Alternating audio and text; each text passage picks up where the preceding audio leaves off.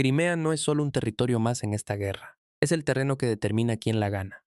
Mientras Rusia mantenga la península, controla la flota del Mar Negro, la logística del sur y el Mar de Azov. Para Ucrania, Crimea es el punto que hace imposible cualquier paz duradera. Esta guerra no termina sin que la península sea liberada. Y la noche del 3 de junio algo ocurrió que cambió la naturaleza de esa ecuación de forma irreversible.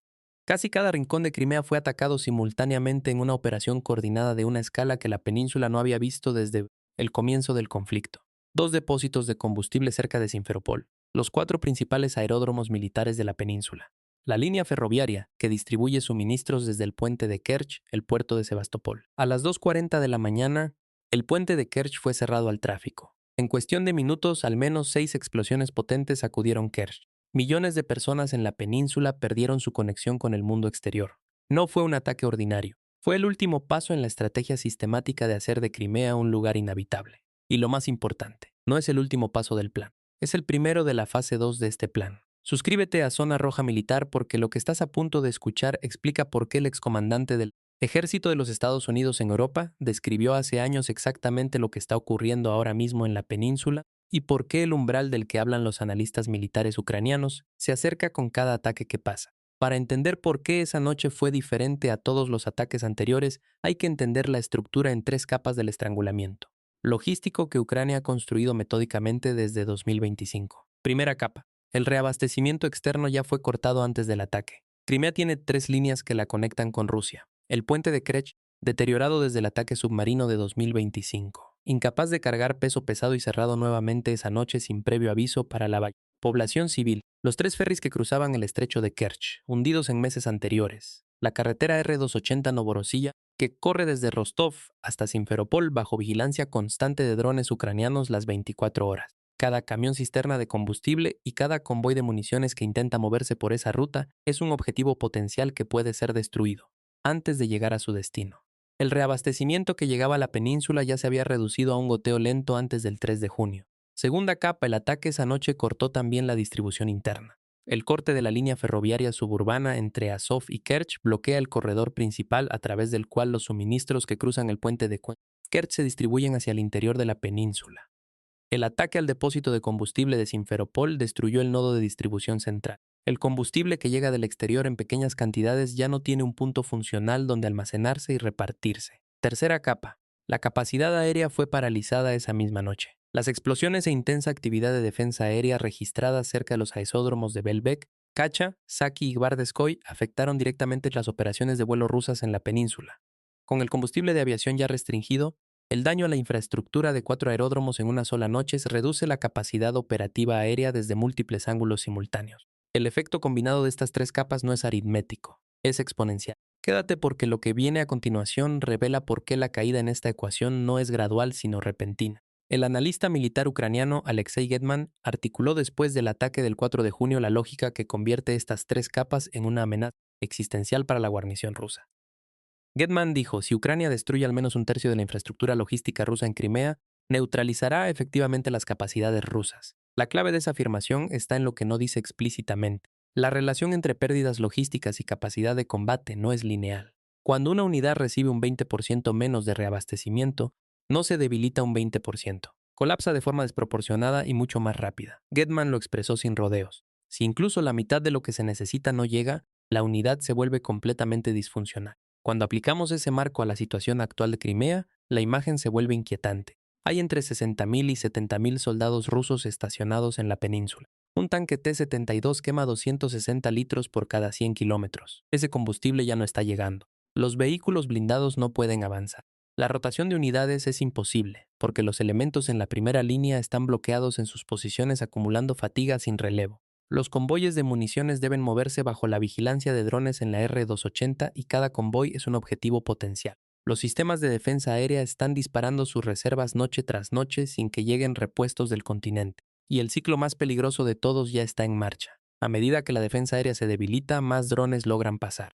A medida que más drones pasan, más depósitos son destruidos. A medida que la defensa aérea se debilita aún más para la siguiente noche de ataques. La guarnición de Crimea se está convirtiendo en una fortaleza cuya alimentación fue cortada de forma sistemática y deliberada. Los soldados siguen dentro, pero su capacidad de combate se erosiona con cada ciclo. Suscríbete a Zona Roja Militar porque lo que viene a continuación revela cuántos agujeros tiene ya el escudo de defensa aérea que se supone protege la península. En teoría, Crimea es una de las regiones más protegidas de Rusia. Baterías S-400 de largo alcance, sistemas S-300 de alcance medio, docenas de sistemas de punto Panzir a baja altitud y redes de radar en capas que los interconectan. En teoría, ningún dron debería poder penetrar esas capas. Pero la realidad operativa es radicalmente distinta porque Ucrania lleva meses desmantelando ese escudo de forma metódica.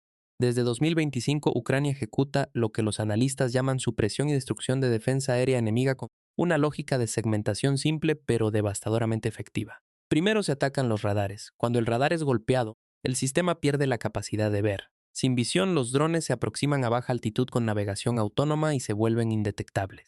Los lanzadores que quedan ciegos son limpiados en la siguiente oleada. En mayo de 2026, 28 activos de defensa aérea fueron neutralizados. Radares, lanzadores Panzir, vehículos de mando. Cada Panzir destruido abre un hueco en la cobertura. Ucrania pasa exactamente por ese hueco en el siguiente ataque. Y hay un problema estructural adicional que el Kremlin creó con sus propias decisiones. Los sistemas de defensa aérea más avanzados fueron trasladados hacia el frente de Donetsk y Zaporizhia, porque la amenaza táctica de drones allí es más urgente a corto plazo. Crimea, considerada retaguardia segura, vio su defensa debilitarse de forma constante precisamente en el momento en que Ucrania ampliaba su capacidad de ataque en profundidad. Los ataques en enjambre de 20 a 30 drones desde ángulos múltiples simultáneos explotan esa brecha al máximo. Cuando la defensa derriba uno, los demás pasan. La defensa aérea de Crimea es como un queso suizo, aparentemente sólida en capas, pero con agujeros suficientes para que los drones pasen por todos ellos cada noche. Las consecuencias del estrangulamiento ya son visibles en las calles de la península con una claridad que ninguna narrativa oficial puede ocultar ni minimizar. Las ventas de gasolina con racionamiento comenzaron el 30 de mayo, días antes de los últimos ataques, lo que significa que la crisis ya era real antes de que los drones del 3 de junio empeoraran aún más la situación. En Sebastopol, el combustible solo se vende con pago anticipado y cupones. Las compras en bidones están completamente prohibidas. Cuando comenzaron las primeras ventas sin cupón, se formaron filas instantáneas de kilómetros en las estaciones. 2 kilómetros en Yevpatoria, 3 en otras ciudades. El gobernador de ocupación Aksionov reconoció públicamente que podría tardar alrededor de un mes en que la situación del combustible volviera a la normalidad. Un mes. Mientras los soldados en el frente esperan municiones y los civiles esperan en las colas bajo el sol de verano. Y sin garantía de que Ucrania cese los ataques durante ese mes porque no hay ninguna razón para que lo haga. La crisis no se limita a las gasolineras. Los agricultores no encuentran diésel para la siembra. Las empresas de transporte reducen rutas. Los hospitales luchan por abastecer generadores de emergencia. El mercado negro opera a 3 o 4 veces el precio oficial y el Kremlin lo tolera, porque cerrarlo eliminaría el último canal de distribución que todavía funciona con alguna eficiencia. El combustible en Crimea ya no es un producto comercial, es una herramienta de supervivencia. Y el sector turístico, que históricamente representaba la mayor fuente de ingresos de la economía civil de la península, colapsa junto con la infraestructura. Más del 70% de los turistas llegan a Crimea en automóvil. No pueden encontrar combustible para sus vehículos. Los turistas rusos están varados en la península sin poder volver a casa. En la península anexionada por el país que exporta energía al mundo, la gente pasa la noche en sus coches en filas de gasolinera, esperando lo que en cualquier otro momento sería una transacción de 2 minutos.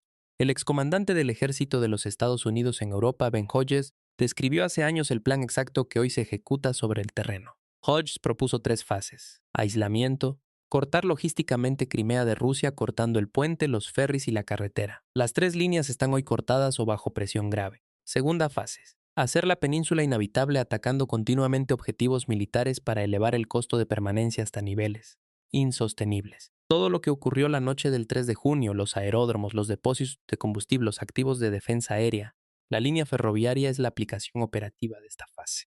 El umbral de Getman confirma la lógica. Cuando la logística cae un tercio, la unidad colapsa de forma no lineal y mucho más rápida de lo calculado. Tercera fase, la entrada terrestre de fuerzas ucranianas a la península. Esta sigue siendo la parte más difícil y actualmente no es realista, dado que requiere desembarco anfibio y superioridad aérea que Ucrania no tiene en 2026. Pero la lógica de Hodges es esta: cuanto más larga y efectiva sea la segunda fase, menor será el costo de la tercera. A medida que se desmantela la defensa aérea, a medida que se agota el combustible, a medida que las unidades alcanzan el umbral de disfunción, el costo de defender Crimea se multiplica para Moscú hasta volverse insostenible. Rusia sigue en la península. Hay entre 60 y 70 mil soldados allí y el Kremlin no cederá sin resistencia máxima, dado que para Putin perder Crimea es una amenaza. existencial a la legitimidad del régimen. Su capacidad de reparación no debe subestimarse. Los Pantsir destruidos son reemplazados, los radares son reparados, los depósitos reconstruidos, pero la carrera es entre la velocidad de reparación y la velocidad de impacto. Y en esa carrera, Ucrania ataca más rápido de lo que Rusia repara. Cada noche el umbral Getman se acerca un poco más, y cuando ese umbral se cruza, el colapso no es gradual, es repentino. ¿Crees que Rusia puede sostener la defensa de Crimea lo suficiente para invertir esta tendencia o el umbral ya está demasiado cerca? Cuéntanoslo en los comentarios y suscríbete a Zona Roja Militar porque aquí analizamos lo que muchos medios no se atreven a explicar completo, sin filtros y sin complacencia.